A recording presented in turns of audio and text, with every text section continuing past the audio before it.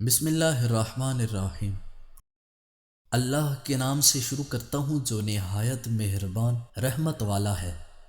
ایک بوڑھی عورت نے جو اندھی ہو گئی تھی، ایک طبیب کو بلایا اور کئی گواہوں کے سامنے اس سے وعدہ کیا کہ اگر وہ اس کی بینائی لوٹا سکے تو وہ اسے منہ مانگا انعام دے گی، تاہم علاج میں ناکامی کی صورت میں اسے ایک پیسہ نہیں ملے گا۔ ان شرائط پر اتفاق کرنے کے بعد طبیب نے بوڑھی عورت کے گھر وقتاً فوقتاً آ کر علاج شروع کر دیا، مگر علاج کے بارے میں اس کی نیت ٹھیک نہ تھی۔ تاہم اس تمام عرصے میں وہ بوڑھی عورت کے گھر کا تمام قیمتی سامان اپنے گھر منتقل کرنے کا کام کرتا رہا۔ چند ہفتے گزرنے کے بعد بالآخر اس نے سنجیدگی سے بوڑھی عورت کا علاج کرنا شروع کر دیا اور اس کی بینائی بحال ہو گئی۔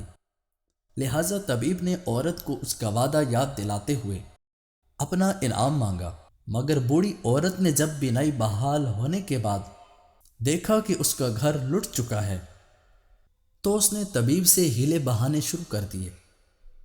چنانچہ طبیب نے اسے عدالت میں طلب کر دیا اور اس پر رقم کی عدم ادائیگی کا الزام عائد کیا۔ اپنے دفاع میں بوڑھی عورت نے کہا، یہ آدمی جو کچھ کہہ رہا ہے وہ سچ ہے۔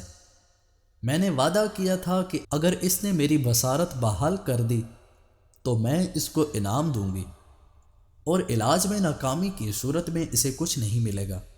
اب اس کا دعویٰ ہے کہ اس نے میری بینائی بحال کر دی ہے، مگر میں یہ نہیں مانتی، کیونکہ جب اس بیماری نے پہلی بار مجھ پر حملہ کیا تھا تو اس وقت بھی میں اپنے گھر میں موجود تمام قیمتی سامان اور فرنیچر دیکھ سکتی تھی، مگر اب جب کہ یہ کہتا ہے کہ اس نے میری بینائی بحال کر دی ہے، میں اپنے گھر میں کسی سامان یا فرنیچر کا نام و نشان بھی نہیں دیکھ پا رہی۔